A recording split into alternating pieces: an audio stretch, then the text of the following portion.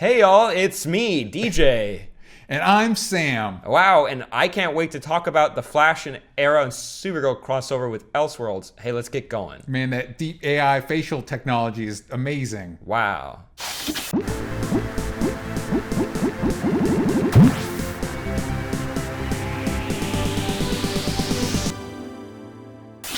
Later this year, we know we're going to be getting the CWD crossover. Yes. And it has been announced that it's titled Elseworlds. And we Yes. know that of all DC characters joining us, here's a quick rundown. We're getting Superman in a black costume, which is really cool. Too late. We're also getting Lois Lane. Yeah. We're getting Batwoman Ruby Rose, which is very exciting. We're getting Nora Freeze, which is very exciting, and the Monitor. Yes, but that's not all. Oh, that's As you can see from the image that we just threw up. We just vomited onto the screen. Yeah, we just get a little we get a little switcheroo between Barry and Oliver. Yes. Stephen Amell's going to be playing the Flash. Wearing the hell out of that suit. By the way, can you bring that image up again? Oh yeah. It bothers me how much better the mask fits his head than Grant Gustin's head. It's got to be a hair thing, right? Because his head is shaved right now, so maybe the dome can be tighter because they don't have to worry about the hair coif. They should have given Grant Gustin the goatee so that they could both look like, oh, that's what we want. You know what I mean? Because right now Stephen Amell is killing it. Yeah, he's looking sharp. But also Grant does look good in the Green Arrow. But it's a hood. Everyone looks good in a hoodie. Is it their simplest costume? I don't know. Anyway, the Green Arrow one? Yeah. That Supergirl's pretty easy too. It's and a long sleeve shirt. Yeah, it's pretty easy. But we saw this and it got me excited for the Elseworlds crossover. It's across 3 episodes. You got your Flash, Supergirl, Arrow. Yeah. It's very exciting. Easy peasy. Batwoman is showing up. I'm classic Barry. Are you saying there? Semi-murderous Flash? I don't know. Yeah. Anyways, we're getting a lot of really cool stuff this year, but it got us thinking about the other Elseworld stories out there. So Elseworlds is DC's name for just these are stories you don't really need to think about because eventually they might be canon, but for the most part you can read this without any other knowledge. Yeah, it's kind of like a version of what Marvel did back in the day with their what ifs. It was a branding of this is not in continuity, and there was specifically comics branded Elseworlds, but there's also comics that take place in alternate continuities that kind of have the spirit of Elseworlds and feel like Elseworld stories. And it used to be a big thing they did in, I want to say it was from the late 80s to the early 2000s, to the point where like if you had a week where there was 5 Wednesdays, on the 5th Wednesday, all the stories would have been Elseworld stories. Oh, cool. You know, stuff like that's that. Fun. So, but there's a few that are super iconic, and that's what we wanted to talk about because it's fun. That's the reason they publish these comics, because they're fun. Because they say, what if, fun idea. Yeah, exactly. And then DC's like, oh, cool, go ahead and expand on that. Yeah. So we picked our 5 individual favorites. We each have 5, so it's going to be a top 10 essentially. It's going to be. But if you guys have some other good suggestions, please let us know in the comments down below. Let's kick it off. If you don't mind, I'll go first. I have a very fun suggestion.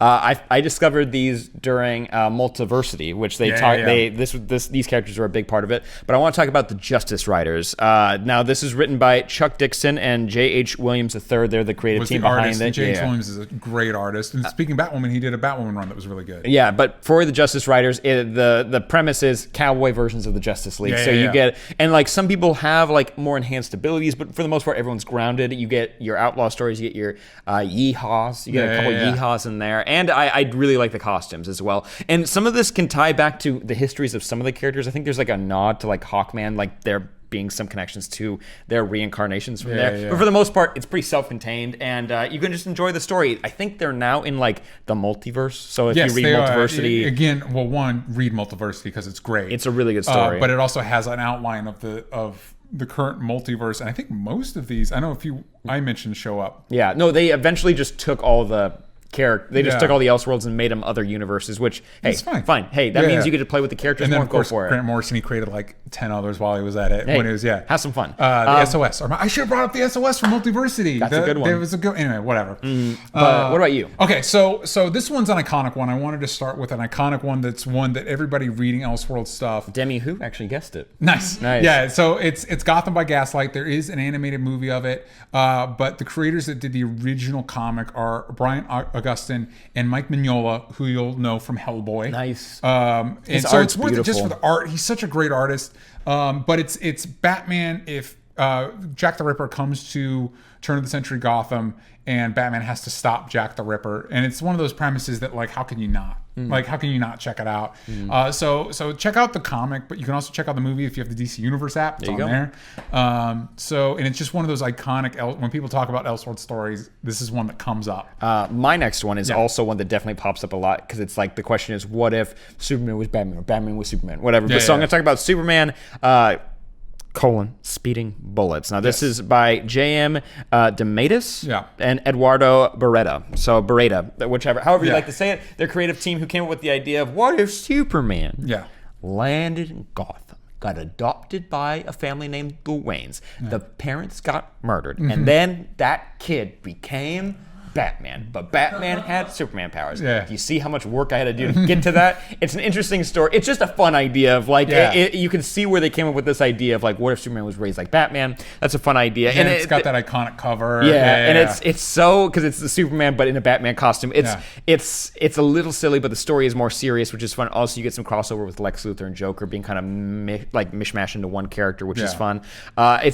It's a fun time. If you can find it on Comixology or order it on Amazon, and you just want a fun read and a fun book for your collection, go ahead and pick it up. It's very simple. There's not much else to it, and I don't believe there's any other stories that follow this, so it's very self-contained, which is a good one. Nice. So my next one actually is not technically an Elseworlds tale, but it is definitely within the vein of it. And if I'm being honest, most of these comics you can find someplace. I don't know where you find this, and it bums me out because I don't think you can. I actually want it. Like, there is a collection of it, but for obvious reasons, they don't print it anymore. And I have a bunch of these comics, but I wish I could get the collection. It's Amalgam Comics. So if you don't know, there was a big Marvel vs. DC crossover in the late 90s. And in the middle of it, near the end, the two universes merge. So it's a merging of DC and Marvel characters. So you got Super Soldier, who is Superman and Captain America. You got Spider-Boy, that's the Con-El Superboy with Spider-Man. Dark Claw, which is Wolverine and Batman. That's probably their most famous character. They did a fun one too, because they did a run of them, and then they did a second run of them. And then the second run, first one was a traditional Dark Claw comic. The second one was Dark Claw, the animated series. So it was Batman animated series, but with the Dark Claw character. Very cool. I know Iron Man and Green Lantern, the Iron Lantern, Thorion, which was Orion and Thor. Like, they just went nuts. In the back, they do, like, whenever somebody would make an offhand mention to something, there'd be, you know how in comics they're like, check out this issue of whatever. They'd reference comics that are in this universe that don't exist really. Very cool. And in the back, they even made fake letters pages of people commenting on backstory that doesn't exist. It was great. It was a really fun experience. It was really fun. It was really fun to see how they combined those characters, and they had some of the best creators at the time working on it. Mark Waid, Dave Gibbons, John Byrne, John Ostrander, Chuck Dixon. Doctor Strange Fate. That was another one. Yeah, that was another one. And they were the only ones. I think they were the only one. Doctor Strange was the only one that knew what had happened. Yeah. I'm a big fan of Creep Crawler. That's a good one as well. I think it was Beast Boy, Creeper, and Nightcrawler all put together. I think that's how you got the green in there, was Beast Boy as well. But I really liked, what was the Amalgam? Maybe it's not my favorite, but they had Bruce Wayne, Agents of S.H.I.E.L.D. as well. That was the one they threw in there. Logan was Dark Claw, so Bruce Wayne became an agent of S.H.I.E.L.D. He was combined with Nick Fury. There you go. Yeah, so there's so much. And Joker was paired with Sabretooth. So it was Hyena. There you his go. Name. Yeah. How much fun is that? Yeah, That's a so good one. It's that classic spirit of, like, the what if scenario taken to, for these franchises, the ultimate, like, what if they were combined? Martian Manhunter and Professor X. It was Martian Manhunter, Professor X, and Namor. Oh, why? Hey, why not? You got to get him in there somehow. You had Aquaman, but why not put him together? Yeah, so, that would have been a boring combo. No, but I think also Aquaman and Namor got whatever. It's crazy. It's definitely, if you can find it, get it. If you can find more than one, send one to me. If you can find the collection, because I'd like to revisit these comics. And I think Superboy and Spider-Man went together because it was the clones, right? Well, yeah, they were, because they fought each other in Marvel vs. DC, because at the time they were both clones. So that's Ben Riley one. Yeah, so it was Ben Riley Spider-Man and Con-El Superboy. So it was weird. Yeah, it's super weird. It was a weird time to do the crossover. You know what I mean? Because Peter Parker's not a part of it. Real quick, in that fight, so Wonder Woman gets Thor's hammer. There you go. This is in the Marvel vs. DC. And then she goes to fight Storm. and she decides that's not fair. So she leaves the hammer behind, and Storm beats her, which is bullshit. Storm is an amazing character. She's not beating Wonder More Woman. popular at the time. Yeah, definitely. Yeah, but moving on. Yeah, sorry. I have a very important Elseworld story that definitely gets mentioned all the time. It's like the top one that usually gets mentioned, but it's a little lower on my list because my other ones, they're my favorites. Yeah. Let's talk about Kingdom Come because the Classic. art's amazing. It's Mark Iconic. Waid and Alex Ross. Yeah. And Alex Ross went on to do Marvels, which is basically Kingdom Come from Marvels. Yeah. But Marvel was like, "Ooh, yes, please, we want some." yeah, and you want to work? Yeah, sure. Yeah. You like the Fantastic Four, right? You get a boner for him? Go for it. Yeah. Love your heart, Alex. Yeah. But no, this story, it's told from the point of view of the Spectre going to a pastor and showing the end times, and it's all of our heroes aged up. Yeah. And dealing with a new world where it's younger heroes, and there's so many of them, and they're violent, and they make more permanent decisions when it comes to villains, and it's because of actually a very injustice-y thing that happened with Lois Lane, the Joker. Yeah. And it's a very heartfelt story that doesn't have to. It's not centered on specific characters. Superman is the main character, but it's Yes. more about this pastor, this priest, being like viewing the end times, and the art's so beautiful. Yeah, Alex and Ross is great. the way that this character becomes ingrained in what's happening, it's very cool. Flash also gets a very cool moment, and Flash is scary as hell in this story because he's not. A lot of them are. Green Lantern is pretty scary too. Yeah, but it's not. They're not meant to be scary. But when you think about it, you're like, Flash is basically not a person anymore. He's kind of like just energy, Yeah. and he is it everywhere at once. In a lot of ways, it's kind of like if you had your Silver Age heroes had to find a way to deal with the '90s heroes. Yeah. Like, hey, what do we do about this? You just amp them up to Yeah. a 1,000. Yeah. But it's an amazing story, and you could definitely find it everywhere. I highly recommend it. Yeah, that one's an easy one to find. This is another iconic Elseworld story, like one of the People one of the request go-tos. it a lot. Yeah, Superman Red Sun. It's an easy pitch. If there's a hero other than Captain America that embodies the American ideal more than Superman, I can't think of him. And Mark Miller and the artist was Dave Johnson were like, what if you took that and you had him land in Russia instead? And how that would change Cold War Russia, yeah, too. Cold War Russia. So how it would change Superman's outlook on life. Superman's still, what I love about this, because I only read this recently, what I love about this is Superman is still Superman. He's trying to the best of his ability to save the world, be a light to the world, lead the world. But that means something very different when you grow up in Russia. And so it's a very interesting idea of because nobody views themselves as the bad guy. It's this idea of how ideologies are different. So it's a really fascinating story. And then it has a great twist ending, kind of like a Twilight Zone-esque ending that's really cool. And if you've heard about it, if you haven't read it, go read it. Yeah. And also there's other versions of like Batman and Wonder Woman, other characters that pop up in that Green story. Lantern, yeah. Which as far as I've seen from the art, they're very cool. It's also one of my favorite characterizations of Lex Luthor. Oh, very cool. You've actually told me about him, and I'm a big fan of that as well. But also, here's an Elseworld story that it has never been categorized as it specifically. Because DC wasn't really doing the Elseworlds brand at this time, but it fits the bill. In a world that hasn't been categorized into the multiverse, they're just like, this is happening, but we don't really care at all. No. It's Injustice, and the Injustice games originally were just going to be the game, and then they made the prequel comic. Yeah, but Shocker actually was good. It was which never really happened. good. Tom Taylor, thank you. He's a great guy. But no, the popularity of that just exploded, and then the way they were able to dive into the lore and play with all of the characters was like when people are like, "Oh, I get the sandbox of characters to play with," and the answer really to that is no, you don't. But you get to play with a few characters. In this, you actually get to play with all of them. They're like you have like about 16 that You're talking about like if you're like writing the comic. Yeah, like, when they're like, there's rules you have to play by, but in Justice they don't have to play by those rules. They're like, these 16 characters are the playable ones. You have to make sure that they make it to the end. Yeah. But for the rest of them, have And fun. even then, you kind of don't. You don't. There's some that didn't make it that are in Injustice 2, and they just kind of hand wave it like, hey, are you from another dimension? Yeah, you are, sure. Yeah, hey, why not? No, there's some, the way that they play with some of those characters is really fun. It's Tom Taylor, Brian Bucoletto, and other artists and writers came in at different points. Tom Taylor has some of my favorite stories from that, but Injustice Year 3 is the magic year, and that's John Constantine with Batman teaming up with Detective Chimp, and Etrigan, and Zatanna, and Dr. Fate, and it's just, Mr. Mixie Spitlick shows up at one point, and that's when it, like, you're like, oh no, this is so bad. Trigon? Yeah. Oh no. Ragman gets an actual, like, really cool moment, which is, you think Ragman's going to make it out of Injustice, you're going to be really disappointed. But if you want a good comic to pick up where you don't actually have to know anything, Injustice. Go with Injustice. Another one, and this also technically isn't an Elseworlds. It was actually, this was one of those off weeks. If I remember correctly, this is one of those, like there was a fifth Wednesday. So they did a whole different brand of comic. It was called Tangent Comics. And they didn't even brand it with the DC brand. They like really committed to it. Yeah. So it's basically like, what if you took the names Superman, Batman, Wonder Woman, The Flash? That's all you kept, and then you completely did something new. So like in this image, the woman in the green hood, that's Green Lantern. The girl in pink is the Flash. That's actually the Atom, not Superman. The guy in the blue robe is Superman. Of course. Like Green Lantern's a magic-based character now. Like they completely just revamp, revitalize, change the world and do something completely different with it. This is actually part of the DC multiverse now. They've had crossovers with the main one. But yeah, it's recently just like... or a long time ago? Early 2000s. Oh, yeah.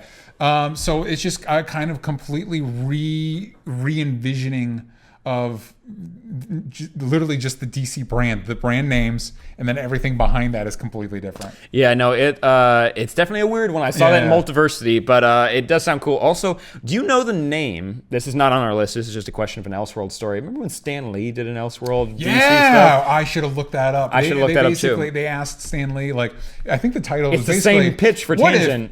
What if Stan Lee made Batman? Yeah. You know what I mean? And literally it's what if Stan Lee made da-da-da. It's Flash, and his is a woman with streamers coming out of her ponytail. Yeah. Batman's an actual like bat creature. There you go. Yeah. Hey, why not? Stanley, you're great. Yeah. I'm a big fan of that. But going to my number one, and so you mentioned before we went that technically it's not an Elseworld story, but because it's so self-contained, you can go ahead and pick this up and be fine. And it doesn't, for the most, there's some like nods to it in the main comic universe, but for the most part, it's its own thing. Well, and it kind of functions on its own what-if scenario. Yeah. But the what-if is, what if the Silver Age comics had never been rebooted? Yeah. We were still dealing with the same Silver Age Superman.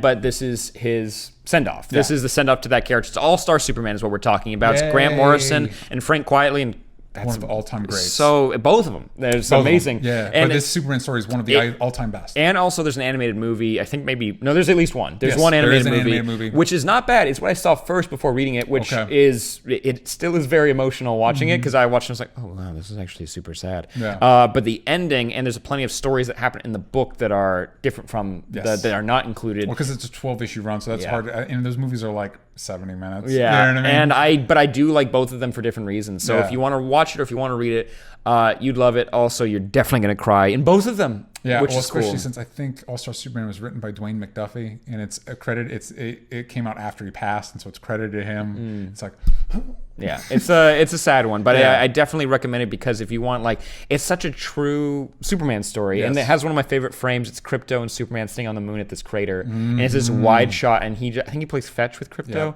and it's just like. I'm gonna start getting emotional just thinking about it because it also you have one of Lex Luthor's best scenes in comics period when he finally understands what Superman's all about, and it's so sad. It also has the end is one of my favorite Superman moments because he gets an option like, hey, actually you could just stop and be happy and be with all the people you love and not have to be Superman anymore, or you could go save Earth. It's great. It's great. It's really great. It's a really all-time good one, and we're both going to tear up if we keep talking about it. Yes. So let's go to my number one, which is another sad one, which is Superman's Secret Identity by Kurt Busiek and Stuart Immonen. And basically, and when I heard this pitch, I was like, not interested.